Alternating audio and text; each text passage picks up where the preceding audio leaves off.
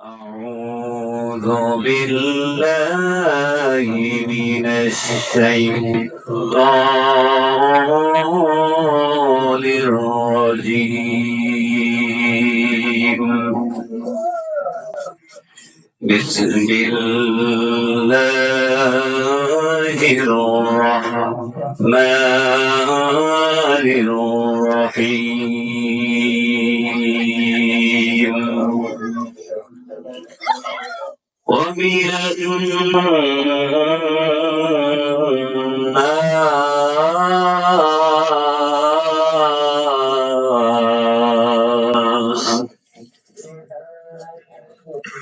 ومن الناس من يقول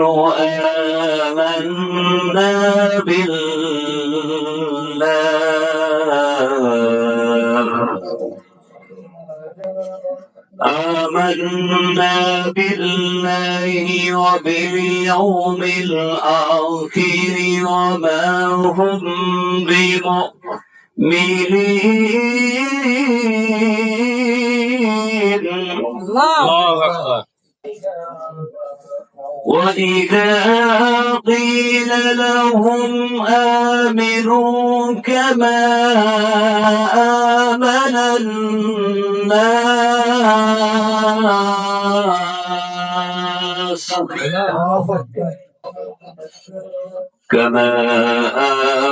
الناس قالوا أنؤمن كما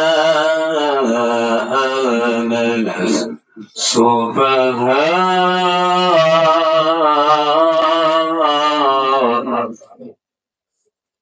ألا إنهم هم السفهاء ولكن لا يعلمون.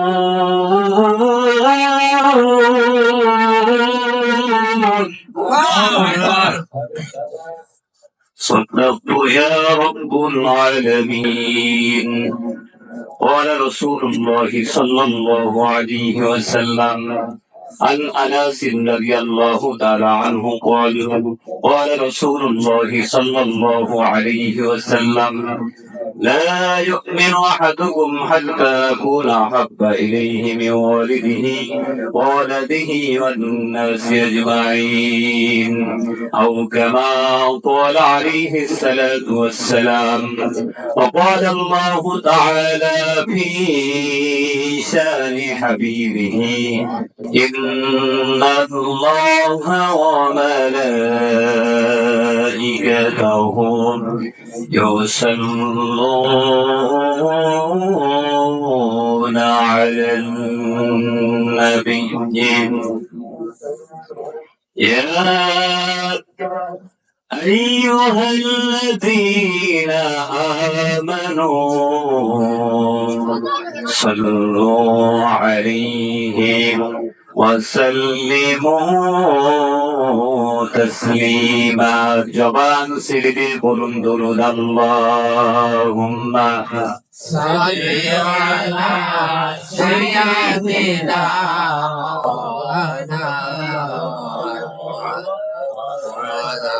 وعلى علي سيدنا.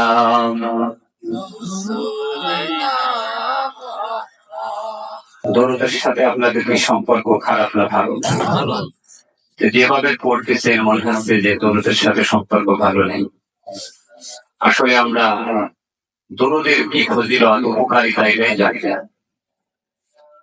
আপনারা কি বলতে পারেন যে এমন একটা আমল আছে যে আমলটি করলে আল্লাহর কাছে নেকি প্রতিবেদন করা লাগবে না, সরাসরি জান্নাতে দেওয়া যাবে? আমার কথা বুঝতে পারেন না? যে আমলটি থাকলে আল্লাহ রাব্বুল আলামিন আপনার নেকি প্রতিবেদন করবেন না, আপনার হিসাব নেবেন না, সরাসরি আপনাকে জান্নাত দিবেন। বোঝা যায় আমার কথা? সেই আমলটি হলো আর কিছু নয়, দরুদের আমল। সুবহানাল্লাহ। তারপরে এর থেকে দামি আমল আর আছে? কারণ বাস্তবতা হলো যে আল্লাহ যদি আমাদের হিসাব নেয়, আপনারা এখানে একজন মানুষ দাঁড়ান যে হুজুর আমি হিসাব দিয়ে জান্নাতে যাব, কেউ পারবেন? হিসাব আমাদের দেওয়ার ক্ষমতা নেই বাবা। কারণ আমি আপনাদের এখানে আসার পরে এই পর্যন্ত যতটুকু অক্সিজেন গ্রহণ করেছি এতটুকুর হিসাব যদি মালিক চায় দিতে পারবো। এই জন্য আল্লাহর নবী মুহাম্মদুর রাসূলুল্লাহ সকলে করে সাল্লাল্লাহু আলাইহি ওয়াসাল্লাম যার সম্পর্কে মহান আল্লাহ রাব্বুল আলামিন কুরআনে জানিয়েছেন মা তাকদ্দামা মিন যামবিহি ওয়া মা তাআখার। আল্লাহ বলেছেন যে আমার নবীর আগে পিছে মধ্যে তার জীবনে কোন গুনাহ নেই। সুবহানাল্লাহ। সেই নবীজির প্রতি যারা দূর করবে আল্লাহর দায়িত্ব হয়ে যাবে তাদের নবীজির মতো পবিত্র করে বেগুনাহ মাসুম করে দেয়া।